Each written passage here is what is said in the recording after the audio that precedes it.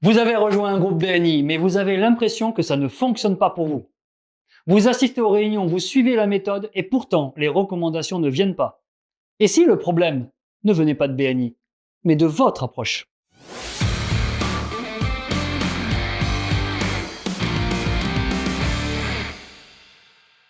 Trop souvent, des membres quittent un groupe de rencontres d'affaires en pensant que ça ne leur correspond pas, alors qu'en réalité, ils n'ont peut-être pas encore trouvé la bonne recette.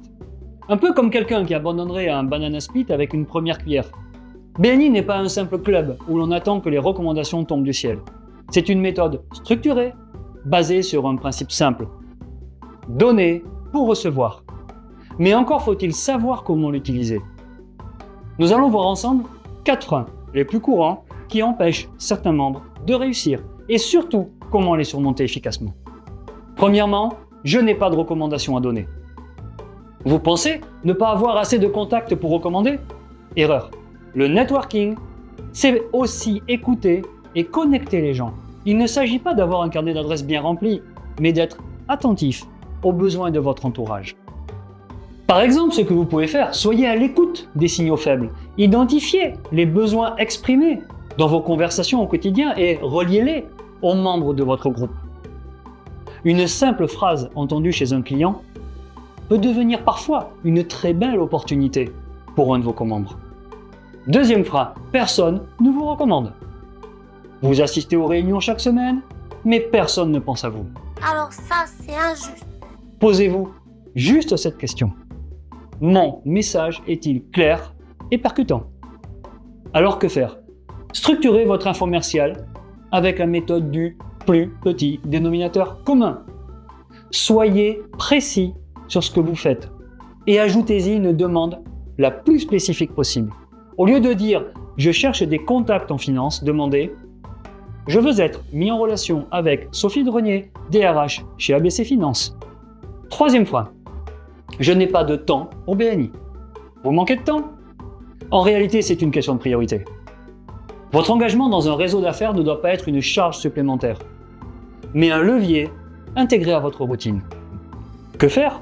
Planifiez vos tête-à-tête comme un rendez-vous stratégique, commercial dans votre agenda.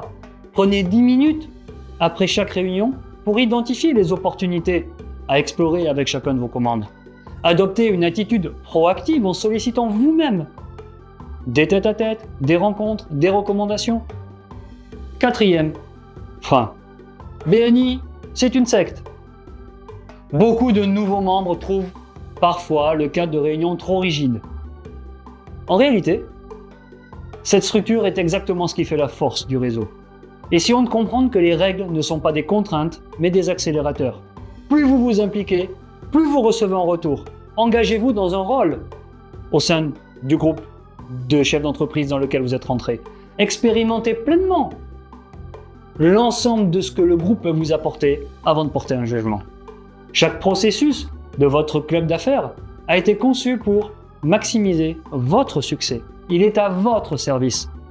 Chaque club d'affaires fonctionne pour ceux qui comprennent ces règles et qui arrivent à les appliquer avec rigueur.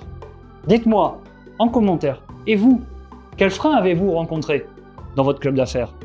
Comment avez-vous réussi à les dépasser pour que tout le monde puisse en profiter? Si vous le souhaitez, retrouvez cet article complet sur invitation-bni.fr et abonnez-vous à cette chaîne pour ne pas manquer les prochaines astuces de networking que nous partageons avec vous.